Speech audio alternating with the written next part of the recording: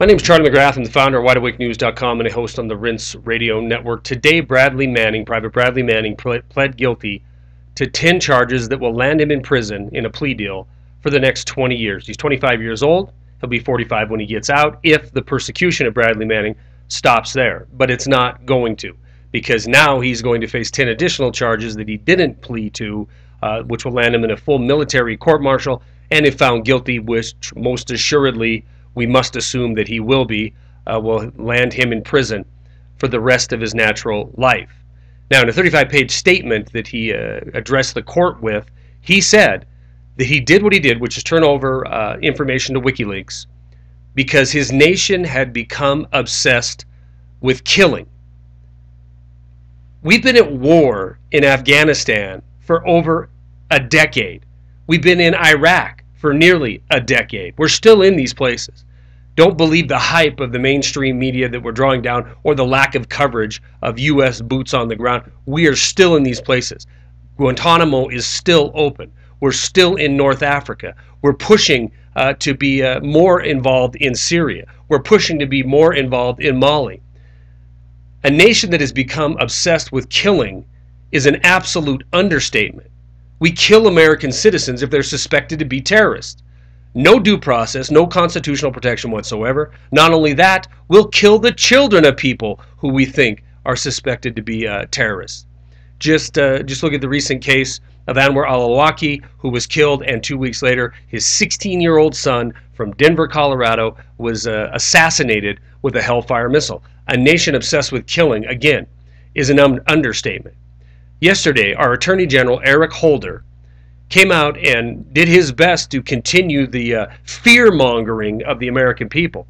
He said America now is a much different country than it was 4 years ago. The threats we face are much different than they were 4 years ago. He started to talk about the nodes of Al-Qaeda.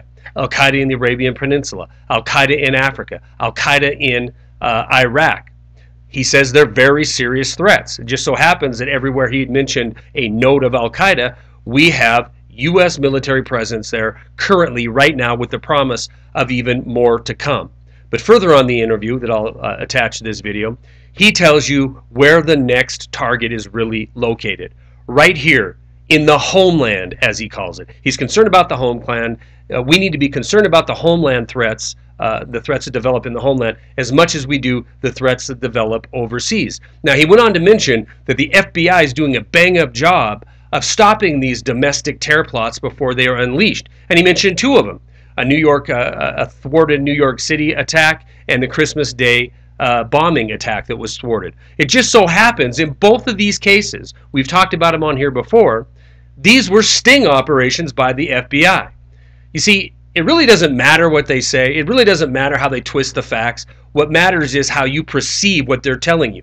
They're telling you that we're waging war nonstop for an enemy that we can't find, that lives in a nation that we can't describe, a flag that we can't conquer, an enemy that can't surrender. They're telling us the war is going to continue forever.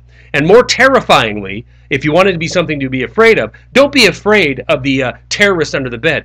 Be afraid of your own government, who's amassing ammunition by the billions in agencies such as Social Security Administration and NOAA.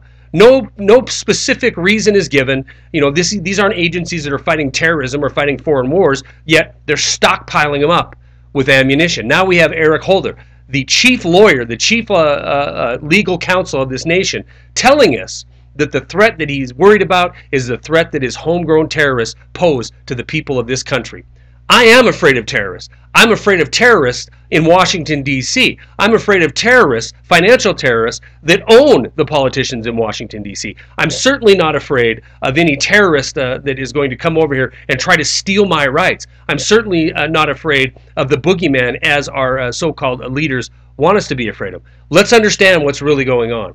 They're telling us this war around the world is going to continue because the threat of nodes of Al-Qaeda are everywhere. And they're also telling us this battleground is coming to a town near you very soon. Stories attached. That's all I got.